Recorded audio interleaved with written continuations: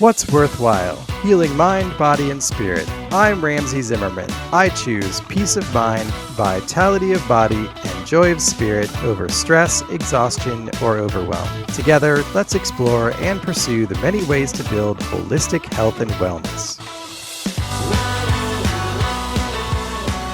I love you. I love you in all of it. And you know what it feels like when someone says, I love you. Not I love you, but I love you. You want to change because you start to see yourself differently. And I think that's the power of unconditional love. It's not regardless of. It is you are a perfect whole spirit having a very human experience. I love you. Hey there, it's Ramsey here. That was Erica Ballard. Erica is a personal coach in the areas of spirituality and mindfulness, and she is the host of the Modern Day Mysticism podcast. This whole episode is a discussion about the nature and power of love. Unconditional love, God's love, the love that makes you do crazy things, and love as a powerful motivating force. We look at it from multiple perspectives, starting with New Testament scripture, then from A Course in Miracles, and then from popular culture.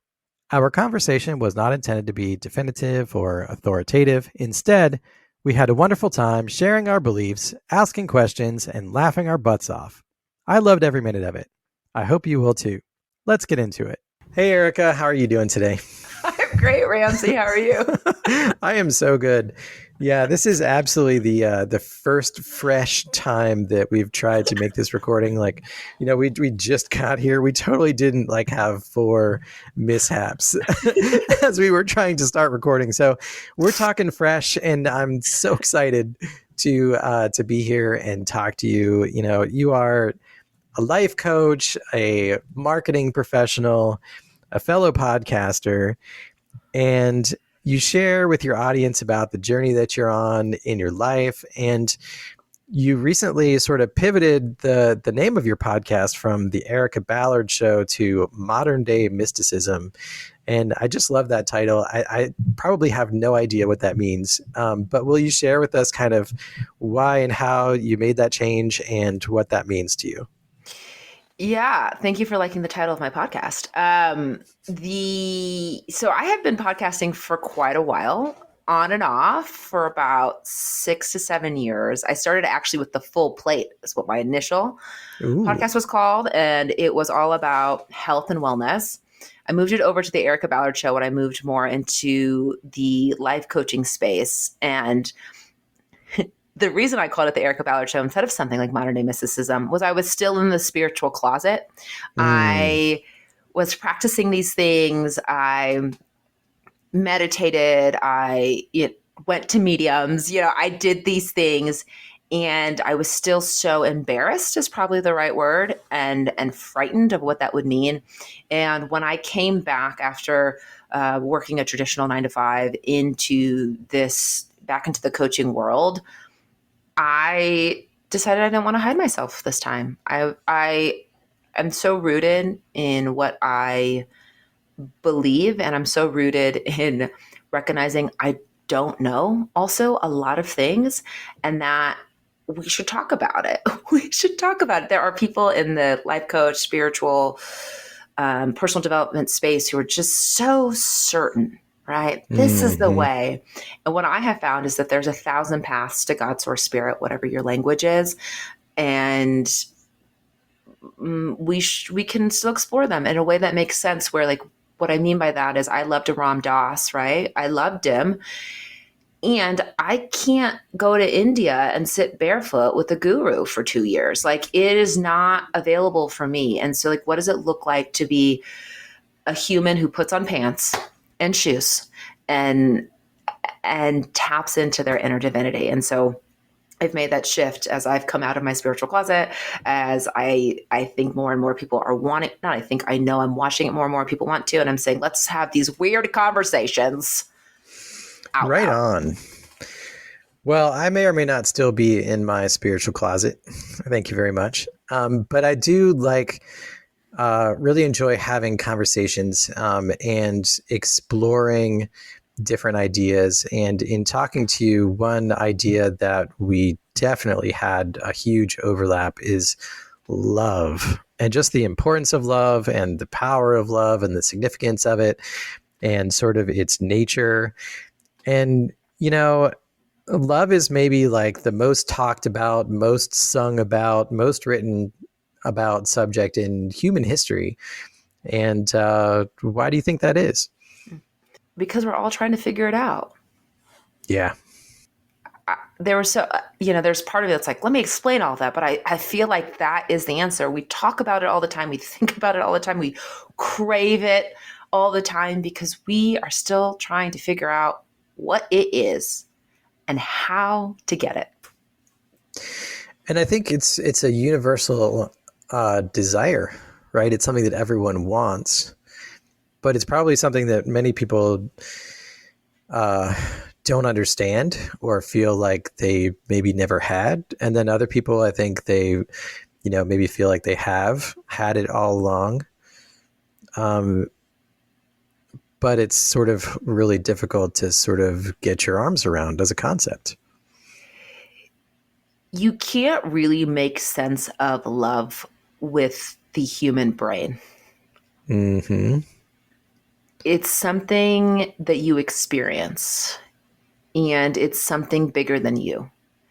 And as a result, the analytical, intellectual folks, myself included, we try to grasp it, and love is never meant to be grasped. It is.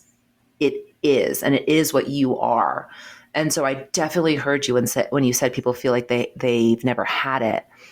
And I would make the argument that when people feel they haven't had it, recognizing the human experience can be so hard, is that they haven't really gone in because it's here. You are it. You're it. And when you remember that, then love comes spewing out of you. But it's a journey to get to that spot. Yeah. So there are different ways to look at love. There's different kind of sources, different belief systems, and so I'm a Christian, and I think the sort of penultimate references to love in Scripture is in 1 Corinthians. And it's a set of verses that I think lots and lots of people recognize because it's often quoted in weddings. I think I'd like to take the couple of minutes that it would take to actually read through 1 Corinthians.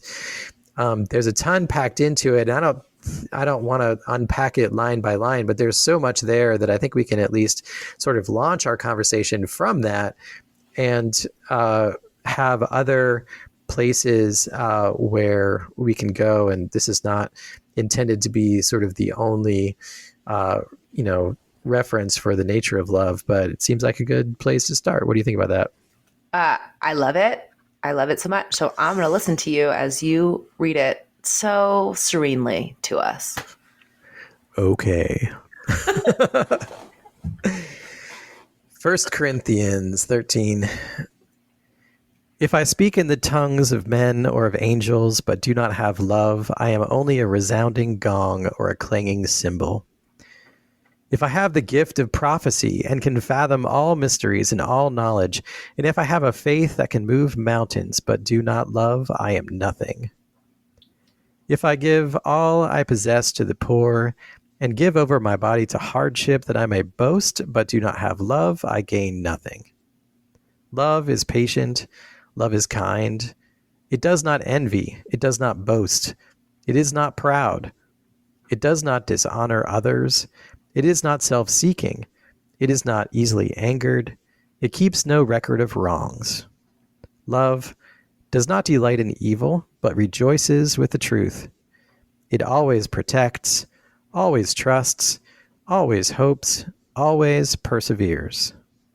Love never fails. But where there are prophecies, they will cease. Where there are tongues, they will be stilled. Where there is knowledge, it will pass away. For we know in part, and we prophesy in part. But when completeness comes, what is in part disappears. When I was a child, I talked like a child, I thought like a child, I reasoned like a child. When I became a man, I put the ways of childhood behind me. For now, we see only a reflection as in a mirror, but then we shall see face to face. Now I know in part, then I shall know fully, even as I am fully known. And now these three remain: faith, hope, and love, but the greatest of these is love. So I'm not a Christian, but I love Jesus. Was that Jesus who said that? Do you know? No, this was Paul, Paul? Okay. and he was writing to the people of Corinth. That's right. That's right. Do you ever think that like Jesus and the disciples are hilarious at times? Like sometimes I read their stuff and I just think these guys like laughed so much. Yes. In fact, if you watch The Chosen, like there are so many scenes in The Chosen where they're just having like a wild time. And Jesus, as portrayed in The Chosen, has this like really light, subtle sense of humor, and he just sort of raises his eyebrows. And I think it's hilarious. I love it. I started to watch it. I read it, A Course in Miracles, which is what I was telling you beforehand. And there, it's a channeled work of Jesus. And I think Jesus is hilarious. And I say that because that first paragraph that you read of 1 Corinthians, I was like, there's so many jokes. There's just so many jokes like in that first paragraph. And that's what love is, though. It's like, it's a lot lighter than sometimes we make it out to be. Well, yeah, and I think sort of that first paragraph, it really speaks to the idea that you can go out, you can do anything, you can accomplish all these things in the world, but if you're not doing it out of and through and because of love and with love, then it doesn't mean anything. Yeah, I mean, we see it all the time. We watch people with tons of money be really unhappy. I mean, how many times have they made the Scrooge movie? It's a common thing and theme in our world. People want money, they make it, they get tons of it, and they're like, I'm not happy. Yeah, because it's hollow, and even if you're doing even if you're doing really beneficial things, like things for people that are worthwhile. But if you're doing it for the wrong reasons, then that sort of is the implication that it's really not worth it. And then, what's interesting about the second paragraph there is that it talks about love as kind of a force, or almost like its own entity, or like a being, and I tend to think that God is love and that love is God. So that passage is not talking about like romantic love that someone would have, even when it's being quoted like in a wedding ceremony. It's not even talking necessarily about the romantic love between the bride and the groom. I think it's talking about, the force of love that is the kind of greater context. Because and I don't think any young bride or young groom can possibly live up to all of the things on that list, like never having envy, never having boasting, never being proud.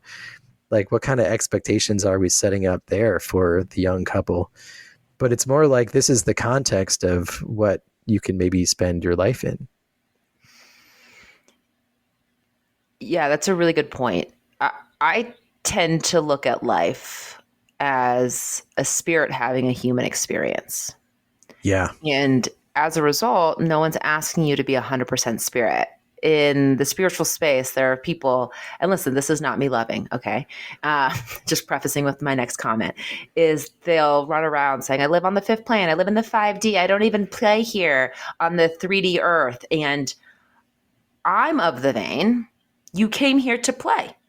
Like, you said, I'm going to have a human experience. And so the idea isn't that you are perfectly in love all the time. The idea is you come back to what you are as often as you can. And to me, that's an enlightened being. It's not that they don't feel feelings.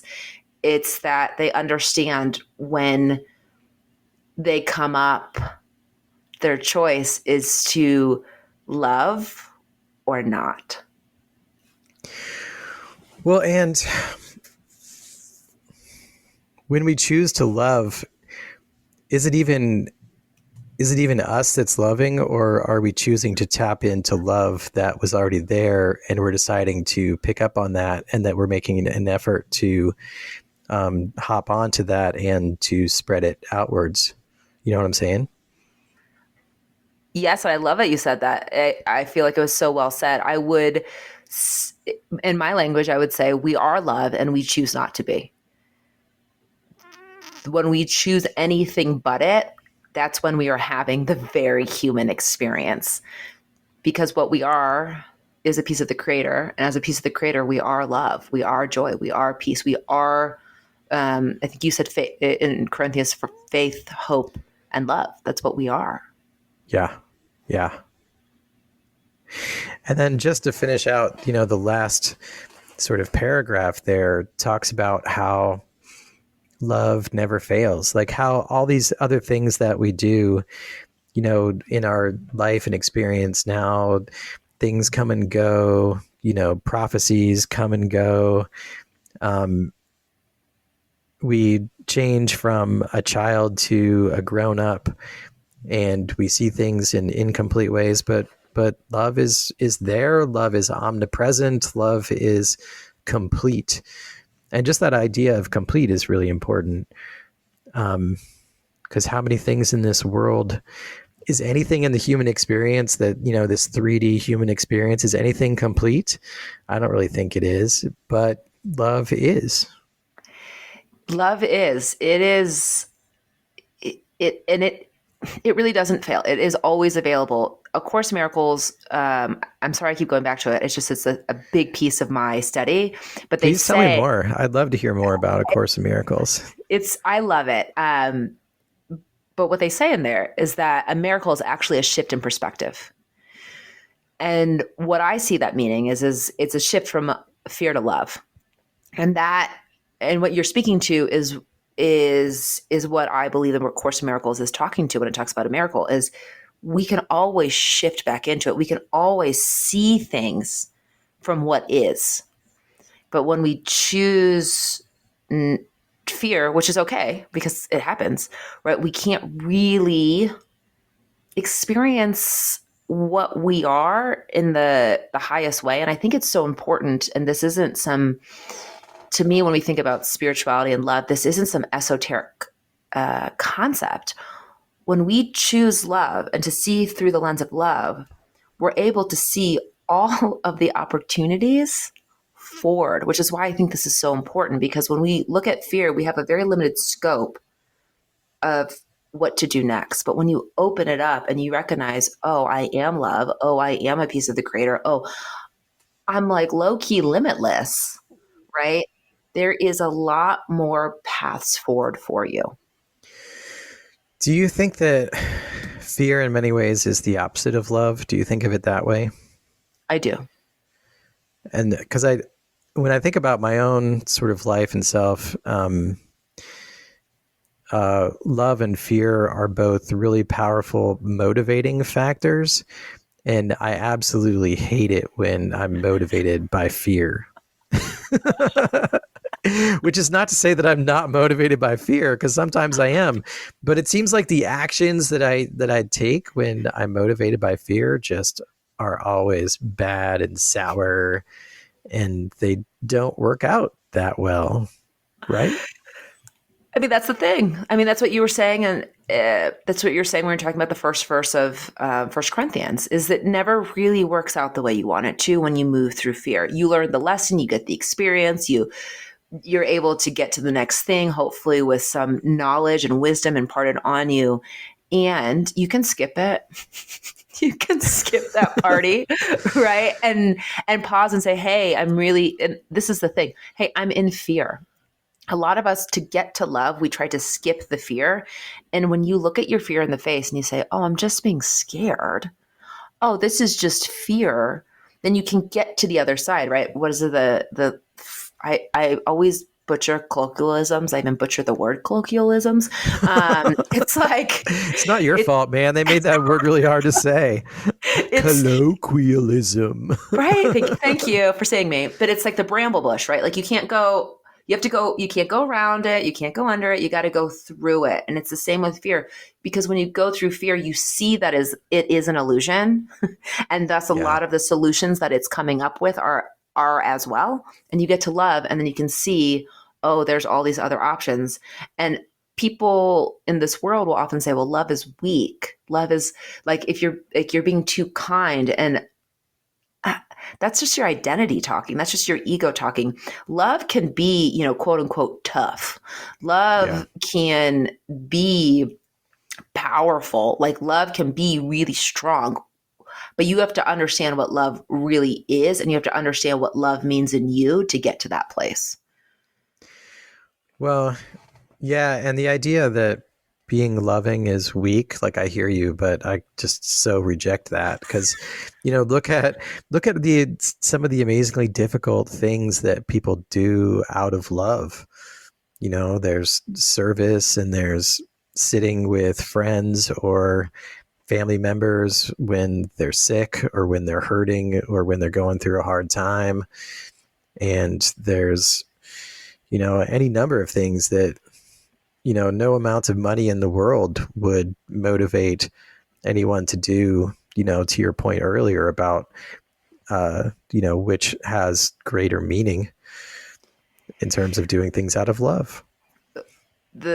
I'm listening to the Book of Joy again for the second or third time. I don't even remember. And they talk about birth. Like Yeah.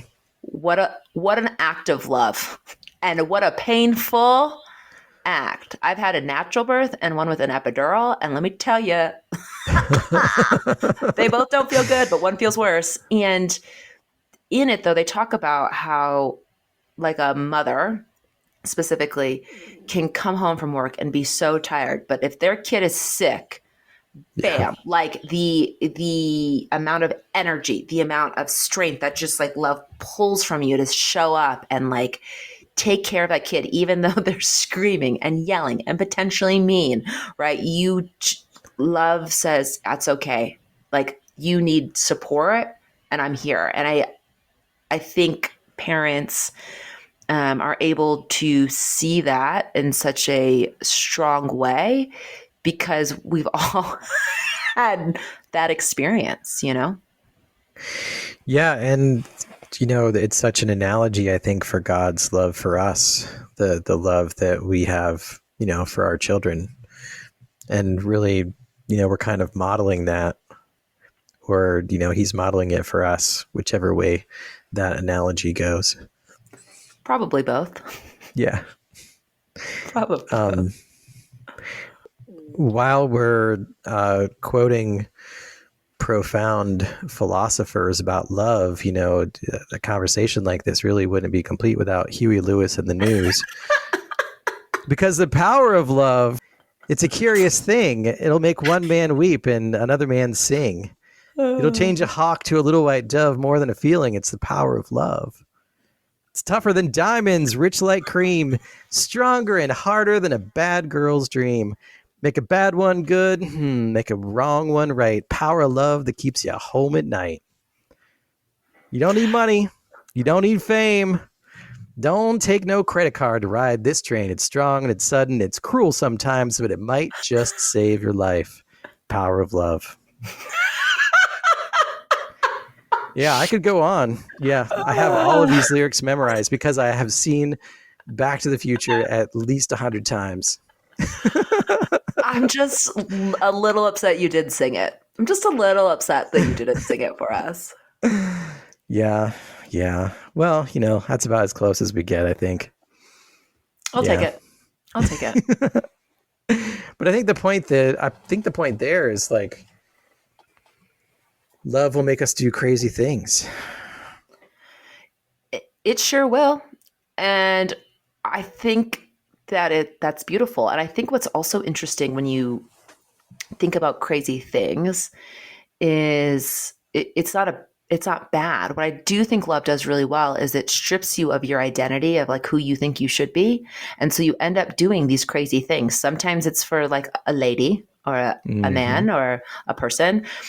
And sometimes it's for a kid, or sometimes it's for yourself, right? It's like setting a boundary. Like, that is crazy. Setting a boundary with your family, feel like they think you're crazy, And so it is really powerful. It makes big shifts in your life, really, really big shifts when you harness it. Yeah. And I think too, like, he's talking, it's part of the lyrics is like, make a bad one good and make a wrong one right. And so it's sort of the idea that I think he's saying that love can even bring out either the best in us or bring out the worst in us. But I disagree. And I know you do too. Like, I don't think love ever brings out the worst in somebody. Well, but maybe it feels like it does as it happens. And maybe if you're on the receiving end of some righteous, loving anger, or if you get sideways with someone who's highly motivated by what they think is love, maybe it feels like that. Yeah, the other person's experience of it may be different. And as you're shedding your identity and you're remembering who you are, it can feel very hard and it can feel a little wicked. But I don't think it brings out the worst. The thing that's coming up as we're talking about this is, I've been talking about this a lot recently, is when you heal from a place of wholeness, like I am whole, right? Then healing becomes an action of subtraction, because you're saying, oh my gosh, I'm whole, I'm perfect, I'm a child of God. And so any thought, any feeling, any person, any situation that's making me feel not that, I should remove from my life. So it's an action of subtraction. When you are healing from a place that I'm broken, like I'm a broken person, there's something wrong with me, then you go around and you start to try to fill the void inside with all these outside things, right? Because you think there's a void here, that there's a hole here, and that you have to fill it to be whole. And you have to believe it's outside of you, because otherwise, why would you feel that way? And I share that because when we think that love makes you the worst, right? It's often the latter. And the person that's on the receiving end is doing the action of the latter, like going around grabbing things. But when you realize, oh, that person's whole and I'm whole, and they're just loving me how they see fit, right?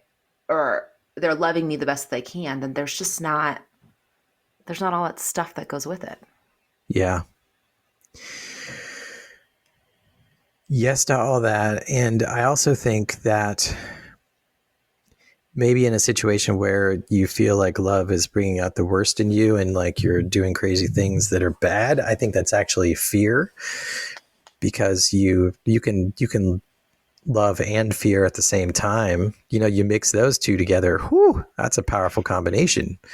Because if you have deep love, but you're actually being motivated to action by your fear, like fear of losing that love or fear of injury or harm to someone that you do love, then, all bets are off. But what I would say is that that's conditioned love. So that's love with conditions.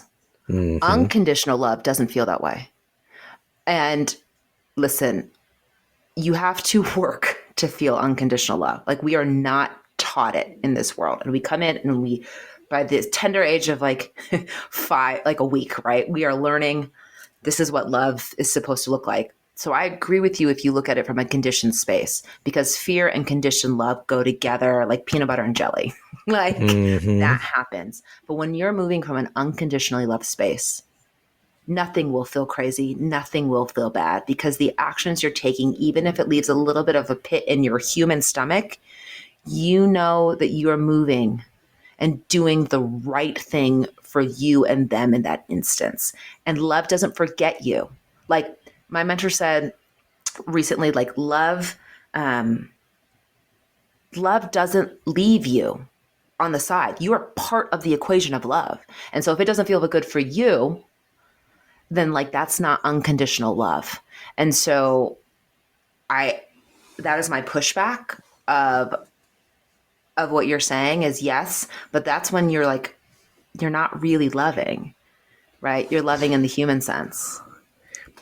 Well, so something you said, see if I understood you right. When I think of unconditional love coming from a person, usually I think of that meaning that they are loving the other person, regardless of what they've done, what the consequences are. But I almost feel like you're also saying that there are no conditions on ourself at the same time that we're loving unconditionally. Like that's no conditions for ourself at the same time as there's no conditions for who it is that we're loving. And I think that's a really beautiful concept, which I've never thought of until this moment.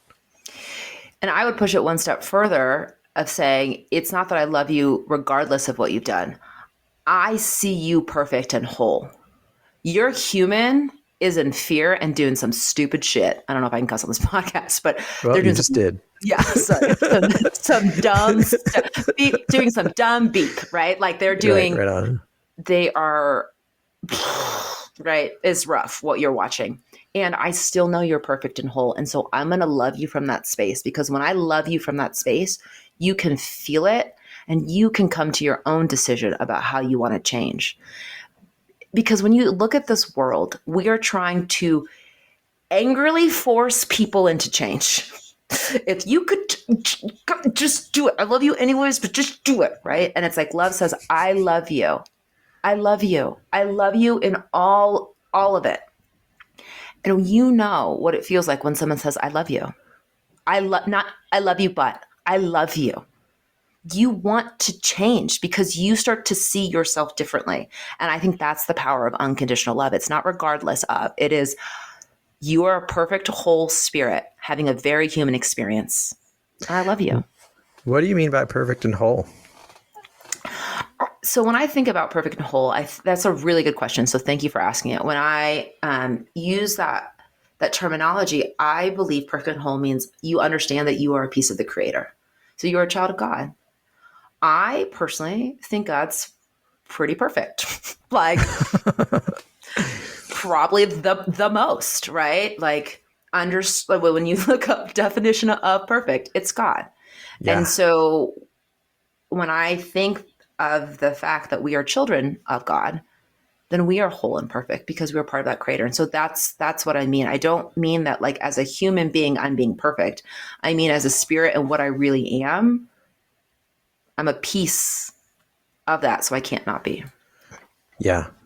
Yeah. Like we were created in the image of God, and we were created exactly the way that He wanted us to be. Mm-hmm. And we can take comfort from that, knowing that we are exactly the way that God intended us to be. It doesn't mean that we're living it out perfectly. In fact, it's probably quite the opposite. We're probably making mistakes, on the daily or, many a times per day. But the sort of the intention is there, and, God made us the way that He wanted us to be. I mean, free will.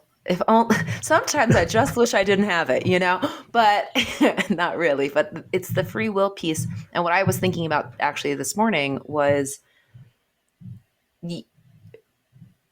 regardless of what we're doing, right? Like the contrast of love, right? The fear, the like judgment, the like feeling, that contrast is actually really key to bringing us back to love, because it reminds us, I don't want to feel this way. And like, I think it's a really interesting way. My language would be the Holy Spirit, right? That the Holy Spirit gets to bring you back, because the Holy Spirit's the bridge between God and us. God's like, I don't get it. I don't get it. Everything's great. Everything's good. Right. And the Holy Spirit's like, whoa, whoa, whoa, whoa. They're having a human experience, man. Like they don't quite get that it's all gravy. And so that contrast and then the remembrance that contrast is just the refinement back, I think is such a great gift, but it does take some time to appreciate it. Yeah.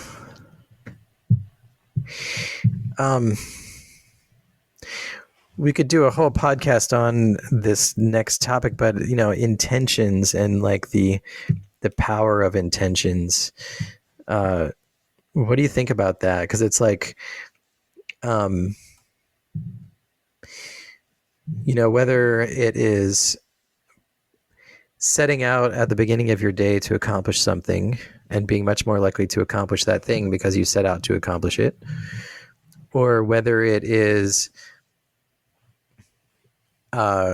creating an intention in your mind and then people ask you how you're doing and you're like, well, I'm going to go do this thing today, and then all of a sudden you've said it out loud and the universe is listening. But what do you think about sort of the power of intentionality, and specifically when you set out with love as your intention versus any other form of intention? I think love's the best intention out there. We, myself included, okay, so no judgment. We try to manhandle our days. We wanted to go a specific way, and in our head, that's what we call flow, right? And flow is actually a requirement of it is love. And so when you sit and love and you you put that out there, say, I want to love, I want to be love, I want to help people feel loved, right? Because as you give, you receive, et cetera, et cetera. Then your day gets to float. The miracles get to come in. And that doesn't mean you don't do anything and you sit on a mat all day unless that's what you want to do. It means that the universe comes to your aid and says, oh, you want to love? Let me show you all the ways that you can do it. And I have found, because I have set the intention to love, like I am knee deep in love. And what I mean by that is I spend, so I meditate for an hour every morning, which is kind of bananas. Not when I say it out loud to people, but I don't expect that of anybody. I don't even know how long I do it, but my mentor gave me, his name is Mitch. I just think his name is so funny. Like I have a spiritual mentor named Mitch. The guru Mitch. Guru Mitch, yeah. He would never call himself a guru, but, and he has a loving blessing practice. And what that is you send unconditional love out until you're done sending unconditional love out. And I open my heart and I love things like on purpose for anywhere from 20 probably to 40 minutes. And it's a beautiful thing because what ends up happening in it is if I don't love something, and I'll give the example, like sometimes, listen, I love a Christian, but sometimes those evangelicals, they do something to me as a recovering Catholic, okay? And they'll come in, I'm like, can't. and it'll fall out. But what ends up happening is I bring it in every day. I say, I'm gonna love those suckers. And it becomes, I'm gonna love my brother and sister, right? I'm gonna love them. And I do, right? Like, and so every day I practice this and I open it up and my heart becomes more and more and more open. And I really believe it allows me to show up in a way with so much less fear. It allows me to like laugh hysterically on a podcast, right? About a very quote unquote serious topic. And so I think it's the most beautiful intention you can give in a day. So it seems almost like a cliche, but do you think that what the world needs now is love? Love? Love? And I want to pull out my trumpet. I kind of do. I kind of do.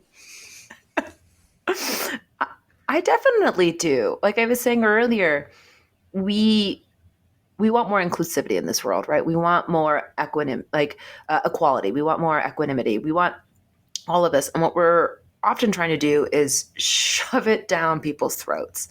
And I'm a woman. I'm a person of color. Listen, I get it. And we can't fight hate with more hate. Yeah. It's only love, because love is what shifts perspective. Love is what shifts behavior. And that doesn't mean we roll over. That doesn't mean that love doesn't fight back. It doesn't mean any of that. But like, I think of Martin Luther King. I think of Gandhi. I think of Malcolm X on his, like, towards the latter years of his life. It looked different. But they also did really hard things. And so I think more love is always the answer, because fear's created war, fear's created division, fear's created all of this. And I'm over it, you know? Oh, I'm over it. Right on. Right on. Well, how can people learn more about you? Where can they find your podcast? Where can they find you and connect with you? All that good stuff. Thank you for asking. So Modern Day Mysticism is the podcast. Come check it out. I'm on TikTok and Instagram at Erica Ballard _. And if anyone wants a free guided meditation that really takes them in to, like, hear that divinity, feel that love, I have that too that I could offer folks if you want to share for free. Awesome. Well, thank you so much, Erica. Absolutely loved this conversation, and hope that we get to do another one sometime soon. Absolutely. Thank you so much for having me. You bet. Where to go from here? Visit whatsworthwhile.net to learn more about me, Ramsey Zimmerman. And please reach out to me and let me know what you think. I don't want this podcast to be some message in a bottle thrown out to sea. I want to hear back from you. Please send me a message or an email, or hit me up on X, LinkedIn, or Instagram. And please leave a rating and review for the What's Worthwhile podcast on Apple, Spotify, iHeart, or Amazon. Thanks.